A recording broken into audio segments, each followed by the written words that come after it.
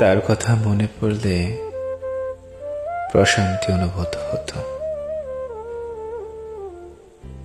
তার কথা মনে পড়লে প্রশান্তি অনুভূত হতো।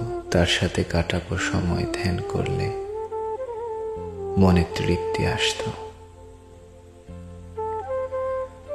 নিয়মিত মনের আবেগগুলো বেড়ে যেত। মনটাকে কখনো সুখী, কখনো দুঃখী, কিংবা কখনো উদ্বিগ্ন হতো। বারবার কাছে টানত ছিল কিছু একটার কৌতূহল। সেভাবেই কাটত দিনগুলো। মন থাকতো উচ্ছ্বাস সময়। রজনী হলে তারে খুঁজে পেতাম মন গহীনে। খাওয়া দাওয়া, ঘুম, মনে থাকতো সে সব সময়। যখন তার অগ্নিযুগলের দিকে তাকাতাম আমি,